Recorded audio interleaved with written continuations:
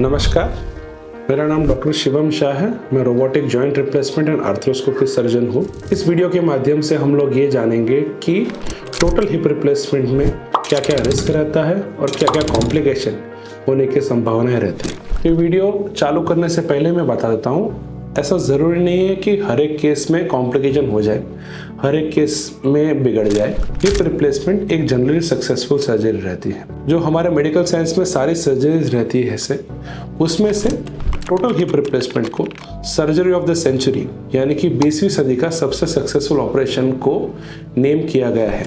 मतलब इस सदी में जो सारे ऑपरेशंस हैं उसमें सबसे अच्छा और सबसे सक्सेसफुल जो ऑपरेशन है वो है टोटल हिप रिप्लेसमेंट।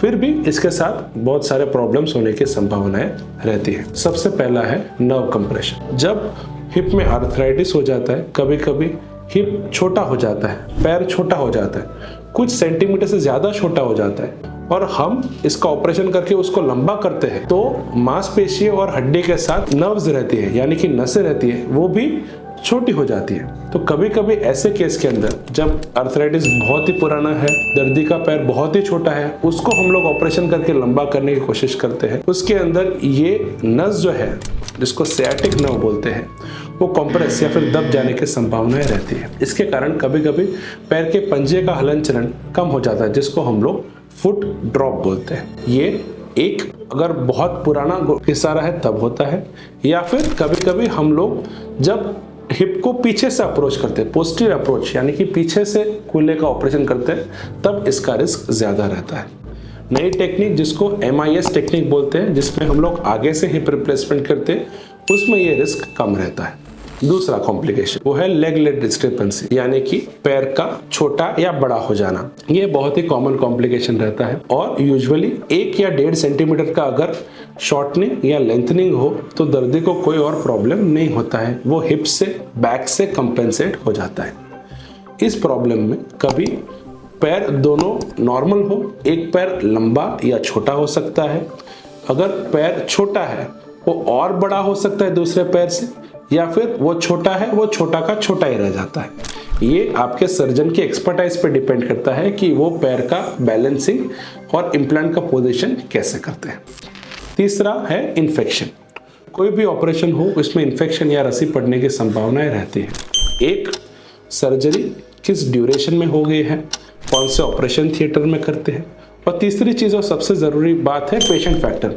पेशेंट को का इम्यूनिटी या फिर रोग प्रतिकारक शक्ति कैसा है उसके ऊपर भी डिपेंड करता है कि इन्फेक्शन होने की संभावनाएं कैसी है। अगर डायबिटीज़ है, डायबिटीज़ कंट्रोल के बाहर का है, गठिया वाह है, स्टेरॉयड का आप कंजम्पशन करते हैं तो इसके अंदर इन्फेक्शन होने की संभावनाएं बढ़ जाती है।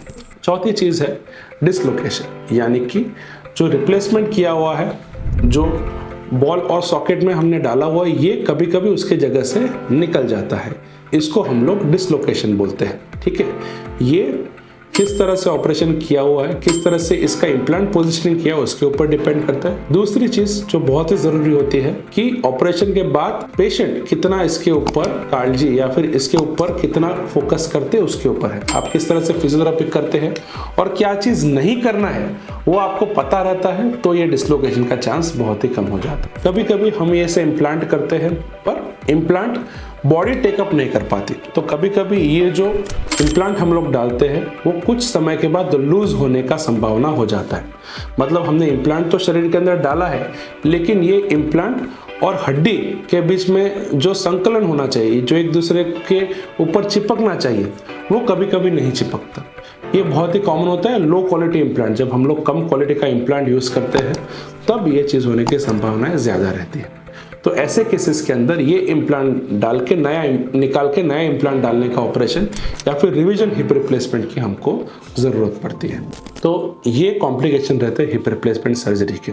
ऐसा ज़रूरी नहीं कि हर एक केस में इसमें से कोई कॉम्प्लिकेशन हो, पर अगर हम ये ऑपरेशन कराते हैं या ऑपरेशन के बारे में सोचते हैं तो ये चीज़ जानने का हमको अधिकार है और ये चीज़ जानना हमारे लिए बहुत ही ज़रूरी है कि ऐसा कुछ हो तो उसके लिए हम लोग मेंटली और फिजिकली प्रिपेयर रहे। हिप रिप्लेसमेंट के बारे में, नी रिप्लेसमेंट के बारे में, लिगामेंट इंजरीज के बारे में अगर कुछ और क्वेश्चंस हैं तो आप नज़दीक के ऑर्थोपेडिक सर्जन को कॉन्टैक्ट कर सकते हैं और ऐसे ही वीडियोज़ के लिए हमारे चैनल को फॉलो कर सकते हैं। Thank you.